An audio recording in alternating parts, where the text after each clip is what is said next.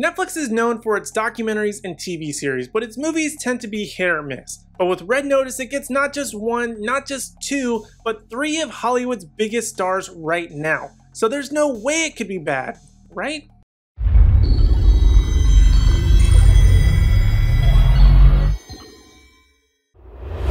Hey Energetic Nation, I'm Aaron Waller. In today's video, we're talking about Red Notice, the latest blockbuster from Netflix. That sounds really weird because there was a company that was competition in Netflix called Blockbuster.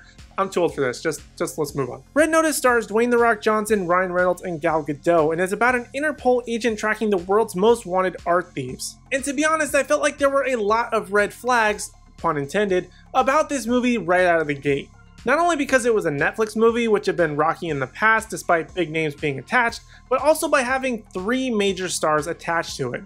But I have to say, I was pretty surprised by this movie. It has a lot of good banter, mostly by Ryan Reynolds obviously, and pretty good chemistry between all of the actors and their characters. I would even go as far as to say that in terms of heist movies, this is in line with a Now You See Me meets Ocean's 11, but in terms of action, it's a bit all over the place, but there are definite influences throughout. Red Notice has its moments, including some pretty good tracking shots that, although jarring at times, are actually pretty cool. Though I'm not entirely sure whether or not this was done with drones or CG, but it felt like it added something to the movie that we don't see too often for establishing shots. The humor and the story though are pretty cheesy, though with a twist that kind of felt like it was pretty obvious. It can be very hit or miss, but what it does well, it does really well. And a lot of this movie felt somewhat unnecessary in terms of keeping the story moving forward, but I can't really say that I mind that either. But it did follow a very distinct three-act structure that had some very heavy influences for each part. The first part is a heist movie. Technically that's the overall theme and it feels very Ocean's 11,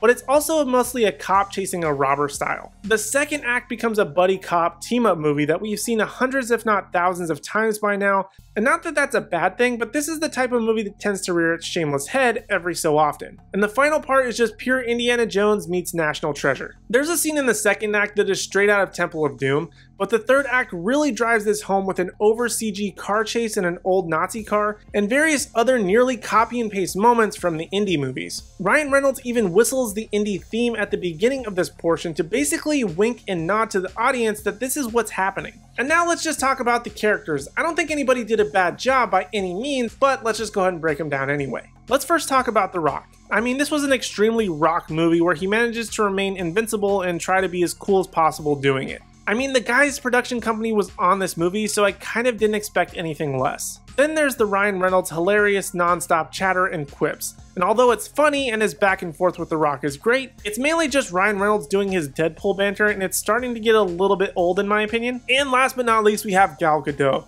She plays a sexy, always two steps ahead thief, and it does work for her, but it also kind of feels like a typecast and there isn't much substance to it. This probably could have been any other woman and worked just as well. She just happens to have the gravitas and the looks to pull both off at the same time. And the cherry on top is that in typical movie fashion, they set up a sequel, which if it did happen, I would probably watch, but I also don't feel like it needs to be made. The score that I would give Red Notice is a 7 out of 10.